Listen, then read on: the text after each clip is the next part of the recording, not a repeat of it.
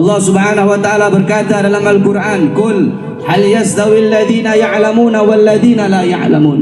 Allah katakan dalam Al-Qur'an, "Qul," katakanlah, apakah sama orang-orang yang alim, orang-orang yang berilmu dan orang-orang yang tidak berilmu? Apakah sama orang-orang yang tahu dengan orang-orang yang tidak tahu? Apakah sama orang-orang yang alim dengan orang-orang yang bodoh? La yastawuna abada. Tidak akan pernah sama. La fid dunya wala fil akhirah. Di dunia tidak sama, di akhirat tidak sama. Apanya tidak sama? Keadaannya tidak sama, ibadahnya tidak sama, duduknya tidak sama, makannya tidak sama, minumnya tidak sama, tidurnya tidak sama, tidak sama. Jangan kita samakan orang alim dengan orang bodoh, jangan kita samakan, karena tidak akan pernah sama. Orang alim duduknya ibadah, makannya ibadah, tidurnya ibadah. Bahkan tidurnya orang alim, tidurnya orang yang berilmu lebih ditakuti oleh iblis daripada sholatnya orang yang bodoh.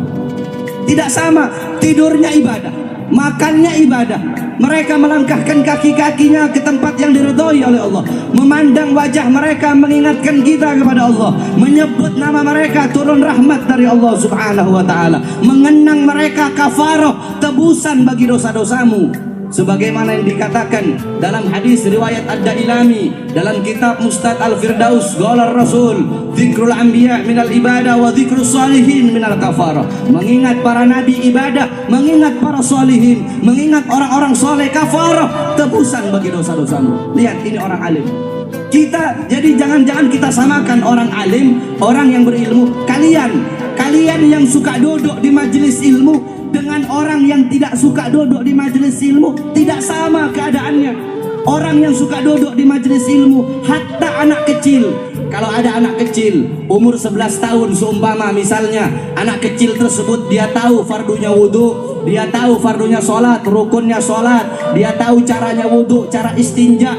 Anak kecil yang tersebut kalau mau dibandingkan dengan seorang presiden yang pangkatnya tinggi, orang atau mau dibandingkan dengan orang yang hartanya banyak, tidak bisa disamakan. Masih lebih mulia anak kecil tersebut daripada presiden yang tidak tahu apa-apa. Karena apa? Karena yang menjadikan seseorang itu tua bukan umur, yang menjadikan seseorang mulia bukan umur, yang menjadikan seseorang mulia bukan harta, bukan pangkat, bukan nasab. Apa yang menjadikan seseorang itu mulia di sisi Allah? Ilmu, amal, akhlak. Ini menjadikan seseorang mulia di sisi Allah.